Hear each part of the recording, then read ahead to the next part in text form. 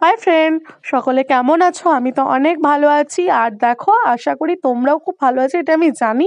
আর আমার এই ভিডিওটা দেখার পর তোমরা আরো অনেক ভালো হয়ে যাবে, সেটাও কিন্তু আমি জানি। দেখো, প্রথমে লাইটিং দিয়ে শুরু করলাম। হ্যাঁ, এটা আমাদের বাড়ির এখানেই হয়েছে। তো দেখো, চলো ভিতরে যা যাক। এর সামনেটা হচ্ছে একটা গেট, কি সুন্দর লাগছে তাই না গো? তো তোমরা কিন্তু কমেন্টে জানাবে। আর হ্যাঁ, বলে দিই, তোমাদের যাদের এই মেলাতে, এটা হচ্ছে সৃষ্টিশ্রী মেলা, ঠিক আছে? আমাদের পলাশডিহা, দুর্গাপুর পলাশডিহাই হচ্ছে সৃষ্টিশ্রী মেলা। তো তোমাদের যাদের আসতে মন যাচ্ছে, তোমরা কিন্তু অবশ্যই এসো। 5 দিন ধরে এই সৃষ্টিশ্রী মেলা হবে আমাদের দুর্গাপুরে, ঠিক আছে? একদম সিটি সেন্টার বাস স্ট্যান্ডে নামবে। সিটি সেন্টার বাস স্ট্যান্ড থেকে জাস্ট 5 মিনিট হেঁটে সিটি সেন্টারের ঠিক অপোজিটেই পলাশডিহা। তো তোমরা চলে এসো। চল, তোমাদের সাথে তো কথা বলতে বলতে আমাদের দুর্গাপুর হাট, মানে যেখানে মেলাটা হচ্ছে, সেখানে তো আমরা এন্ট্রি নিয়েই ফেলেছি। দেখো, জায়গাটা বেশ দারুণ সুন্দর সাজিয়েছে, লাইটিং আর ফুল দিয়ে। দেখো কি সুন্দর লাগছে, তাই না? তোমাদেরকে তো পুরোটা ঘুরিয়ে দেখাবোই। আর তার আগে আমি তোমাদেরকে একটু সামনেটা দেখালাম। চলো, তারপর বাকি কি কি স্টল দিয়েছে, কোথায় কি পাওয়া যাচ্ছে, সমস্ত কিছু আমি আজকে তোমাদের সাথে শেয়ার করব। দেখো কি দারুণ লাগছে না? আর জানো তো, এখানে কিন্তু 5 দিন প্রোগ্রাম হবে। যেমন আজকে এসেছিলেন কার্তিক দাস বাউল। তো কার্তিক দাস বাউলের সাথে অনেক ছবি তুলেছি আমরা। ওনার পুরো প্রোগ্রাম আমি লাইভ করেছি। ওটা তোমরা আমার আরেকটা চ্যানেলে পেয়ে যাবে, ওনার প্রোগ্রামের পুরো লাইভটা। তো 5 দিন ব্যাপী তো আমি লাইভ করবোই। এই দেখো, চলেছি স্টলে। এটা হচ্ছে 1 নাম্বার স্টল। 1 নাম্বার স্টলে দেখো সেই শঙ্খর যে জিনিসগুলো যে হাতে তৈরি করে, এটা হচ্ছে হস্তশিল্পের মেলা। মেন দুর্গাপুর হাটটা হচ্ছে হস্তশিল্পের মেলা। আর এই সৃষ্টিশ্রী মেলাটা হচ্ছে হস্তশিল্পের মেলা। মানে সমস্ত কিছু যারা হাতে যে জিনিসগুলো তৈরি করে, সেই কুটির শিল্প যেটা বলে, সেটা দিয়েই কিন্তু এই মেলাটা। এনারা কিন্তু এগুলো পুরোটা নিজেরা হাতে বানিয়েছেন। আর প্রতিটা ডিস্ট্রিক্ট থেকে এসছেন। মানে এক একটা যে মেলার কাউন্টারগুলো, সেই কাউন্টারে প্রত্যেকটা, এইটা যেমন বীরভূম ডিস্ট্রিক্ট, তো এরকম প্রতিটা ডিস্ট্রিক্টের নাম দেওয়া আছে। সেই প্রতিটা ডিস্ট্রিক্টের লোকেরা এই জায়গাতে বসেছে। তো দেখো, এখানে টোটালি হাতে বানানো জিনিস পাওয়া যাচ্ছে। এটা হচ্ছে সেকেন্ড কাউন্টার। এটা হচ্ছে দক্ষিণ 24 পরগনা কি উত্তর 24 পরগনা কি, অন্য একটা 24 পরগনা বটে।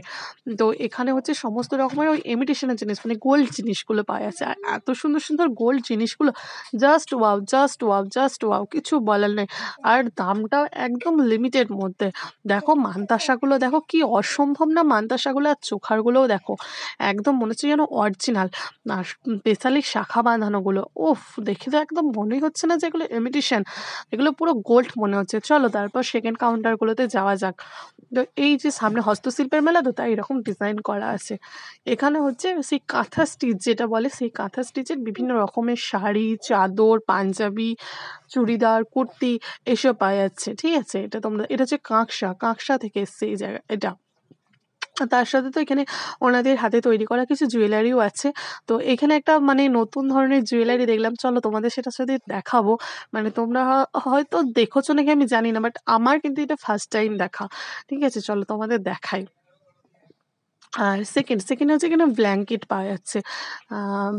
ব্ল্যাঙ্কেট জাতীয় যে সোয়েটারগুলো উঠেছে, সেই সোয়েটার এইসব এখানে পাওয়া যাচ্ছে। কার্পেট এই স্টলে আছে, এই সমস্ত জিনিস।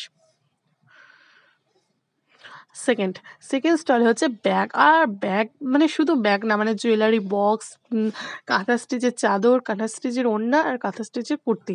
এর বাইরে আর এই স্টলে আর কিছু নেই। তবে এইখানে যে জিনিসগুলো, এটা দেখো জুয়েলারি বক্স। এগুলো সেই বেতের জুয়েলারি বক্স বলে না, বেত দিয়ে বানানো, তারপরে সুতোর কাজ করা।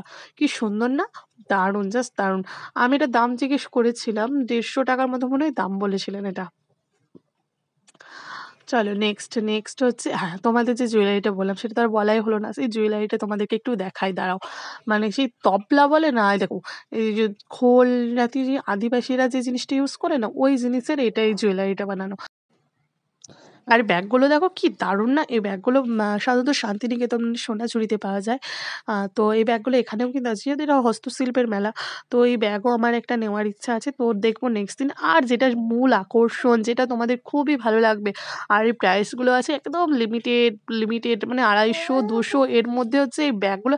সমস্তটাই পুঁথি দিয়ে তৈরি, সমস্তটা পুঁথি। দেখো তোমাদেরকে কত কাছ থেকে দেখাচ্ছি আমি জিনিসগুলো। পুরো কত রকমের ডিজাইনার ব্যাগ, আর সমস্তটাই পুঁথি দিয়ে তৈরি। দেখো কি দারুণ! এগুলো কোনো গর্জিয়াস অনুষ্ঠান, কোনো পার্টি বা কোনো বিয়ে রিসেপশন, যে জিনিসগুলোতে এই ব্যাগগুলো কিন্তু দারুণ যাবে, দারুণ যাবে, দারুণ যাবে। এক কথায় আর কিছু বলারই নেই। কি দারুণ, কি দারুণ! আর এই ব্যাগটা দেখো, এটা তো অসম্ভব। এগুলো কিন্তু ওয়েট আছে। আর খুব সুন্দর, খুব সুন্দর, খুব সুন্দর। কি বলবো তোমাদের? আর কিছু বলার নেই। আমি কিছু বলতেই পারছি না এই ব্যাগগুলো নিয়ে। আর এই ব্যাগগুলো যারা তৈরি করেছে তাদের কোথায় বাড়ি জানো? আমাদের এই দুর্গাপুরে বাড়ি, জানো তো? যেজন্য আরো বেশি ভালো লাগছে।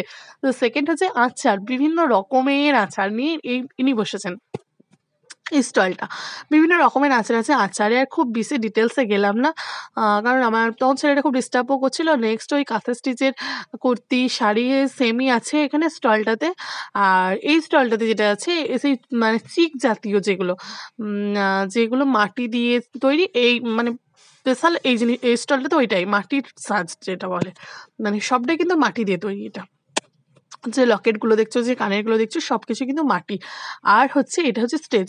ঠিক হাটটার এক সাইডে বানানো হয়েছিল এরকম একটা, মানে এরকম তো এখন ফাঁকা স্টেজই হচ্ছে সব জায়গায়, স্টেজ বানানো হয়েছিল। স্টেজে হচ্ছে কার্তিক দাস পাওয়াল পারফর্ম করবেন।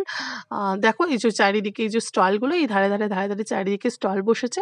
এগুলো কিন্তু পার্মানেন্ট স্টল, ঠিক আছে? আর চলো চলে যাই কার্তিক দাস পাওয়ালের সাথে। খুব কাছ থেকে, এত কাছ থেকে যে ওনার সাথে দেখা হবে, কথা হবে, আমি এটা ভাবতে পারিনি। হয়তো ভেবেছিলাম দূর থেকে যেমন লাইভ করবো এরকমই একটা ভাবনা ছিল। কিন্তু না, ওনাকে কাছ থেকে দেখার পর মানে আমাদের যেটা সেলিব্রিটি নিয়ে আমাদের যেটা ধারণা হয়, সেলিব্রিটি মানে অহংকার হবে, একটু মানে হয় না, ভাব নিয়ে থাকবে। বাট ওনার মধ্যে এই ফিলিংসটা নেই। একদম নরমাল মানুষ। মানে এটা মানে আমি যখন ওনার কাছে ভিডিও করছি তখন আমি ভাবছি ইনি কার্তিক দাস বাউল বটেন তো? এত সরল, এত সাদাসিধা এরকম মানুষ হয়? আমি তো রসরাজকে বারবার বলছি, "যা না একটা ফটো তুলবো তোকে নিয়ে তুই যা।" ও সেই ভালো করে দাঁড়াচ্ছেই না। দেখো আর ওর হাইটটা তো শর্ট, যেজন্য দুজনের ছবিটা সেইভাবে আসছে না। দেখো উনি কত ভালো আসে, কিন্তু আমরা অনেক ছবি তুলেছি ওনার সাথে।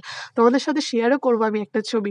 তো গাইস, আজকের ভিডিওটা যদি কোথাও ভালো লেগে থাকে তাহলে প্লিজ তোমরা সাবস্ক্রাইব করো, শেয়ার করো।